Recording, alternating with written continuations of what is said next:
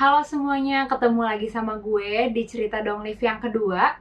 Sesuai judulnya, gue akan ngejelasin serba-serbi vaksin HPV menurut pengalaman gue. Tapi gue ini bukan tenaga medis, jadi uh, gue akan ngejelasin berdasarkan apa yang gue cari di Google dan yang gue tanyakan langsung ke dokter waktu gue vaksin kemarin.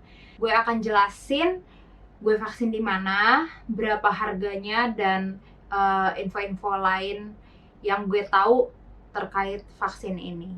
So, kita langsung aja ke cerita gue. Nah, kemarin tuh gue akhirnya memilih untuk vaksin di angsa merah setelah menghimpun berbagai info berhari-hari. Akhirnya gue menjatuhkan pilihan gue di angsa merah. Angsa merah itu apa? Dia sebenarnya klinik umum, cuman spesialisasinya di bidang kesehatan reproduksi dan kesehatan seksual. Terus kenapa gue milih angsa merah? Pertama, harganya hampir sama-sama aja sih sama yang gue lihat di yang lainnya. Paling kalau beda dikit banget bedanya. Terus yang kedua, dia dekat sama rumah gue. Yang ketiga, semua review yang gue baca itu bagus-bagus banget tentang angsa merah. Jadi gue malah penasaran kayak apa sih si angsa merah ini gitu. Jadi gue browsing lah ke websitenya mereka.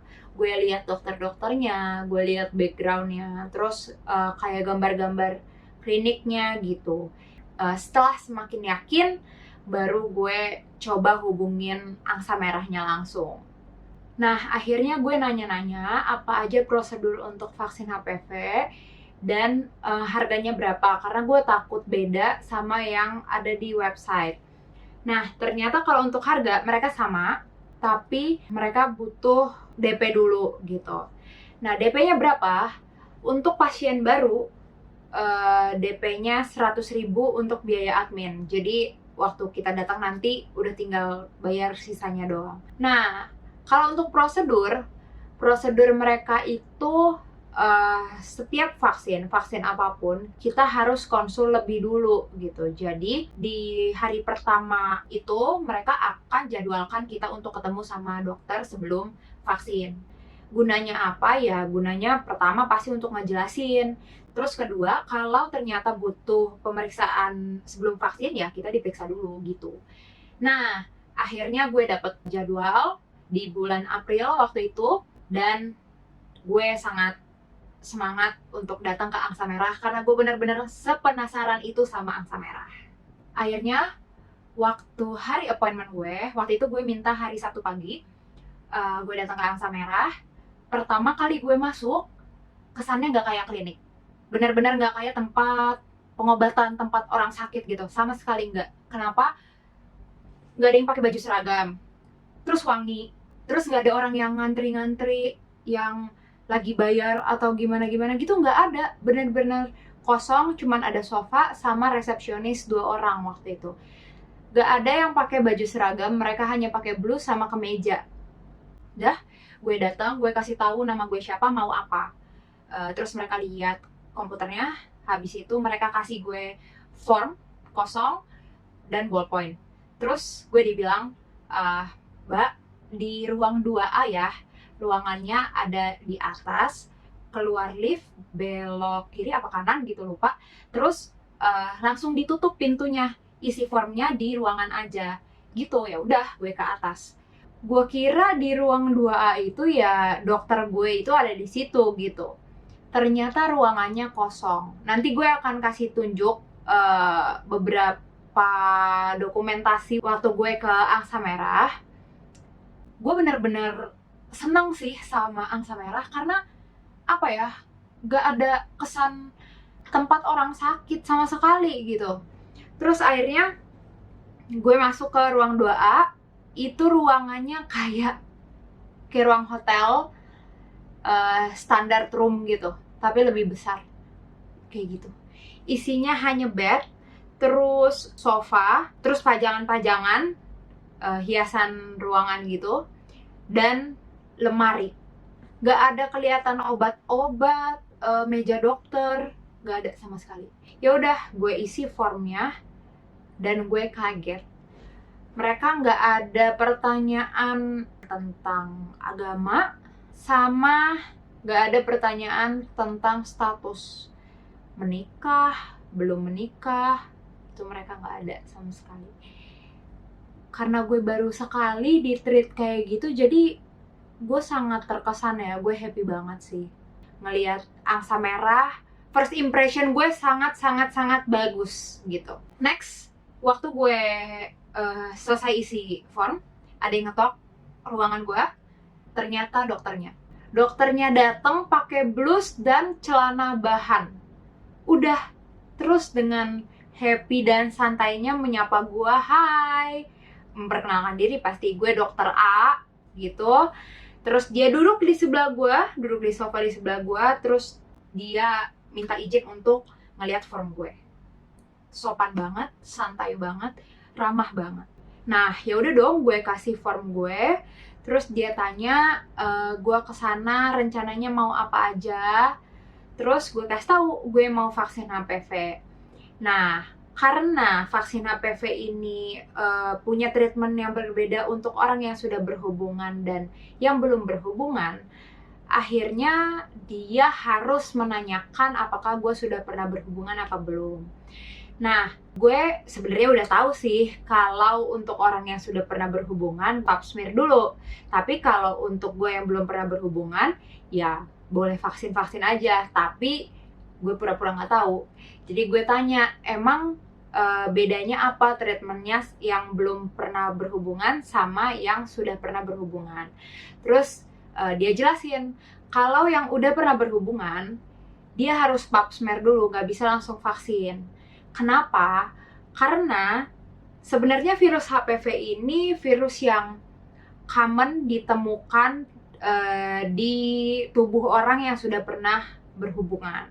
Sebelumnya gue mau jelasin, virus HPV ini ada banyak tipenya. Ini juga menurut penjelasan dokter itu ya. Ada banyak tipenya. Dan vaksin yang angsa merah punya itu merek Gardasil yang nge-cover HPV tipe 6, 11, 16, dan 18. Itu tipe-tipe itu yang menyebabkan kutil kelamin sama kanker serviks. Jadi vaksin HPV itu bukan vaksin kanker serviks. Kanker serviks itu penyakit yang disebabkan oleh virus HPV jenis tertentu gitu. Nah, karena HPV ini virus yang common ditemukan bagi orang-orang yang aktif berhubungan seksual, makanya dibutuhkan pap smear dulu sebelum vaksin. Jadi, pap smear itu gunanya untuk mengetahui kalau ternyata di tubuh seseorang ada HPV, HPV-nya tipe berapa gitu. Kalau ternyata dia ada HPV tipe misalnya 59 gitu, ya berarti Gardasil yang cover tipe 6, 11, 16, 18 ini masih efektif untuk dimasukin ke dalam tubuhnya. Tapi kalau ternyata sudah punya HPV 6 gitu, terus baru divaksin, yang nggak ada gunanya karena udah kena virus HPV tipe 6 itu duluan gitu. Jadi untuk orang-orang yang udah pernah berhubungan, mereka harus pap smear dulu untuk mengetahui ini vaksin yang akan dimasukkan ini efektif apa enggak ke seseorang itu gitu. Nah, terus gue nanya juga untuk vaksin HPV, kalau sudah berhubungan sama belum berhubungan, itu tuh beda nggak efektivitasnya di tubuh? Ternyata untuk yang sudah berhubungan, efektivitasnya memang berkurang. Jadi vaksin HPV memang lebih baik dilakukan sebelum berhubungan gitu. Nah, apalagi ya yang gue tanya waktu itu? Oh, gue tanya juga, vaksin HPV itu hanya buat cewek atau enggak? Ternyata tidak. Vaksin HPV itu buat laki-laki juga bisa, karena laki-laki juga bisa kena kutil kelamin gitu. HPV ini bukan cuman kanker serviks gitu, dia juga bisa menyebabkan kutil kelamin. Walaupun kutil kelamin nggak semuanya tuh high risk gitu. Ada juga katanya yang didiemin juga dia sembuh sendiri gitu. Nah, terus gue tanya juga, vaksin HPV ini boleh dikasih dari umur berapa untuk perempuan? Ternyata kelas 6 SD udah bisa divaksin, jadi suruh vaksin HPV. Karena kita kan selama ini udah struggling buat cari obat kanker. Ini ada pencegahnya, masa kita nggak mau, ya kan? Gitu. Nah, karena pertanyaan gue udah selesai, akhirnya dia bilang, lo tunggu sini aja biar perawatnya datang ke sini untuk kasih vaksin gitu. Ya udah dong, dia keluar, perawatnya datang, sama nggak pakai baju seragam juga. Dia ngambil obatnya ternyata sudah ada di lemari setiap ruangan gitu. Jadi semua diambil di situ, terus dia datang ke gue, duduk di sebelah gue, terus dia kasih tunjuk semua segel dan tanggal expirednya. Habis itu udah gue bayarnya pun ternyata di ruangan, gak di resepsionis bawah gitu. Nah, harganya berapa? Waktu itu harganya untuk vaksin HPV 3 kali, udah termasuk harga vaksinnya 3 kali, harga untuk nyuntik, untuk konsultasi dokter dan admin, itu sekitar 3 juta lebih sedikit. Itu lebih murah daripada kita ambil per satu kali suntik gitu. Nah, setiap kita vaksin, kita tuh dikasih kartu. Kemarin untuk vaksin HPV tuh gue dikasih kartu kayak gini, kartu kontrol vaksinasi HPV kayak gini. Terus isinya itu ada nama, umur, dokter siapa yang kita temuin waktu itu, terus tempatnya di mana di Angsa Merah. Nah, terus dia kasih tahu nih jadwal vaksinasi HPV yang ideal itu 026. Jadi kayak gue misalnya vaksin pertama itu April 2019. Berarti vaksin kedua itu 2 bulan setelah April, yaitu Juni. Nah, vaksin ketiga itu 6 bulan setelah vaksin pertama. Jadi bulan Oktober. Gitu. Semua jelas ada di sini. Nah, tapi gue itu vaksin keduanya telat 1 bulan karena waktu itu gue liburan. Jadi yang vaksin ketiganya juga mundur, tapi kita nggak apa-apa telat. Yang penting jangan lebih cepat. Di sini juga ada penjelasan jangka waktunya.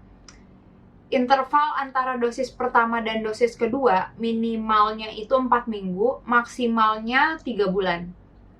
Nah, kalau antara dosis kedua dan dosis ketiga minimalnya itu 2 bulan, maksimalnya 6 bulan gitu. Nah, karena gue seneng banget vaksin di Angsa Merah, aneh ya, seneng banget vaksin. Jadi gue malah minta nambah vaksin. Nah, gue minta untuk vaksin hepatitis B. Walaupun kata dokternya, kamu tuh udah pasti pernah hepatitis B dulu waktu kecil gitu. Cuman karena gue nggak punya dokumen imunisasi gue waktu kecil, jadi ya udah gue ambil hepatitis B lagi aja. 3 kali lagi hepatitis B, kalau itu harganya lebih murah, sekitar 1 jutaan. Dan yang bikin Angsa Merah beda banget dari rumah sakit lain adalah selama 6 kali gue visit ke Angsa Merah, gue hanya sekali ketemu pasien lain. Itu pun karena gue lebih cepat dari jadwal visit gue. Gue bilang gue waktu itu mau datang 12:30, tapi jam 12 gue udah datang gitu. Jadi gue ketemu pasien lain deh. Yang berarti gue asumsikan Angsa Merah tuh bener-bener ngatur appointment kalian sebaik mungkin supaya nggak nunggu, supaya nggak perlu ketemu orang-orang lain. Karena ya kita tahu itu kan kliniknya memang spesialisasi di bagian reproduksi dan kesehatan seksual. Jadi mungkin mereka menjaga privasi setiap pasiennya dan menghindari stigma-stigma negatif gitu.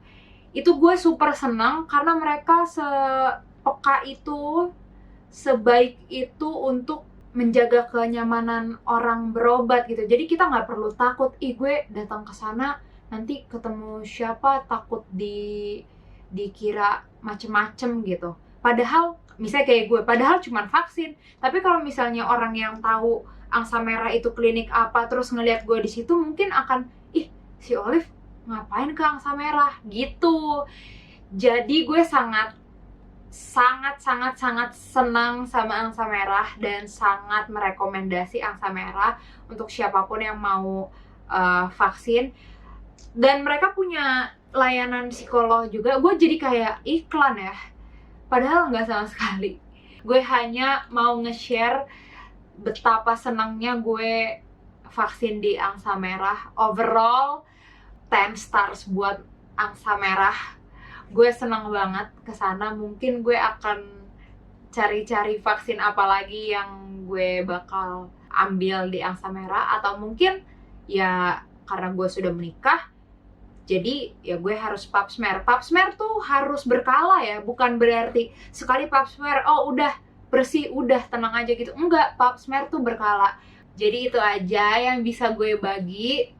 Semoga kalian semua jadi tertarik untuk vaksin HPV yang belum pernah, atau mau ngecek pap smear dulu buat yang sudah pernah berhubungan.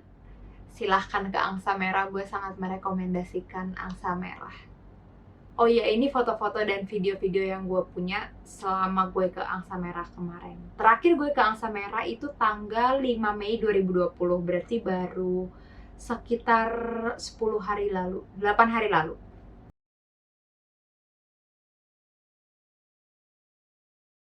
Periksanya bagus banget, kayak bukan dokter. Terus kita sendirian, gak boleh ketemu siapapun.